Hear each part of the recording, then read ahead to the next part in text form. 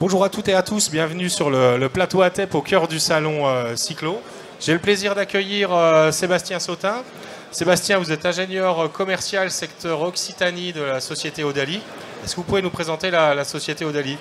Bonjour Jérémy, effectivement je suis Sébastien et je travaille sur le secteur Occitanie pour Audali. Globalement, je vais vous présenter la société. Elle travaille sur l'eau et pour essayer de lui donner la valeur qu'elle mérite.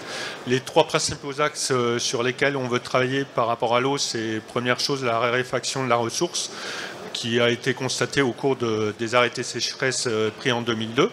Le deuxième constat qu'on peut faire, c'est qu'aujourd'hui, au niveau de la consommation que l'on fait de l'eau, il y a seulement 1% de la consommation de l'eau potable qui est de l'eau potable. Ça veut dire que tous les autres usages peuvent être adressés à des eaux qui ne sont pas potables.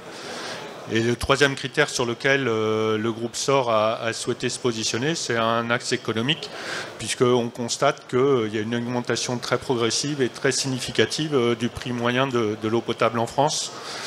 Le dernier critère sur lequel la SOR a souhaité créer la société Audali, c'est le critère de l'évolution réglementaire, qui est consécutif à l'arrêté de juillet 2024, qui permet aujourd'hui d'aller travailler sur un gisement qui est le gisement du bâtiment qu'on appelle les eaux grises.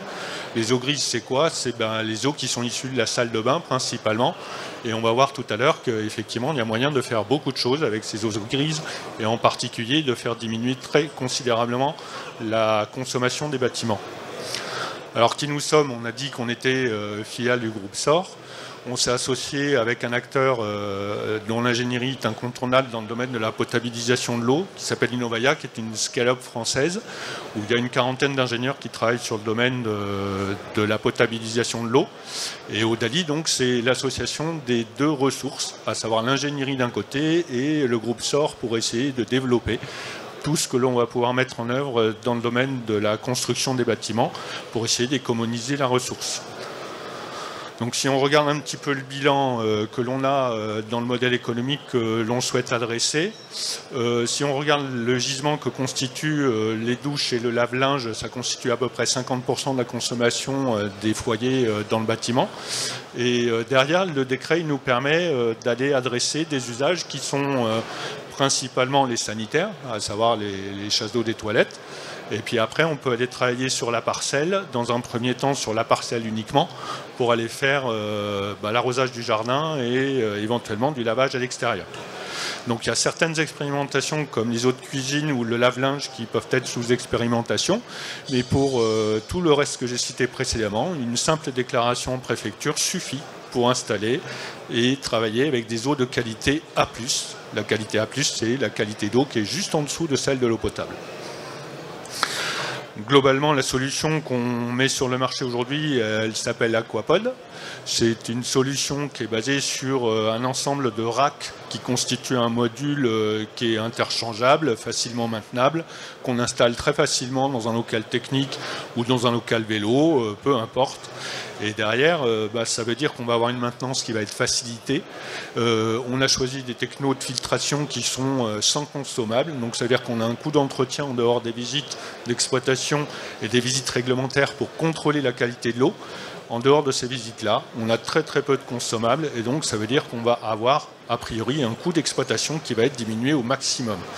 On a une solution durable. Et on a une solution qui est connectée, ça veut dire qu'à distance, on va pouvoir anticiper et prévoir de la maintenance.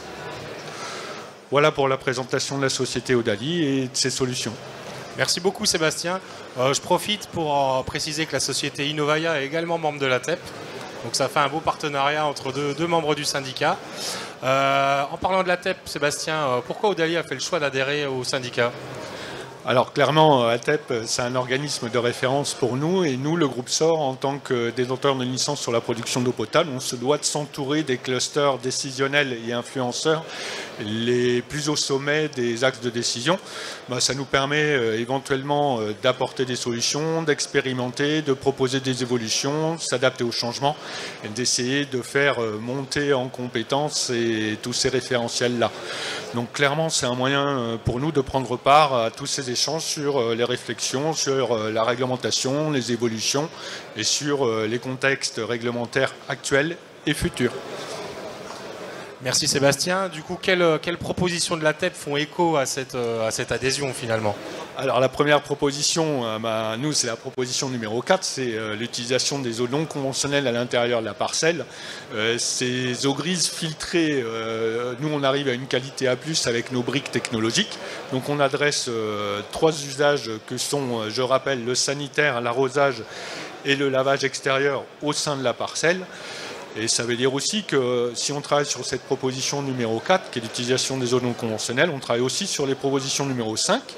Pour la faisabilité et la sobriété, on est obligé de passer par l'étude pour essayer de faire la balance sur le bâtiment, pour voir nos gisements et nos usages, et comment on dimensionne tout ça.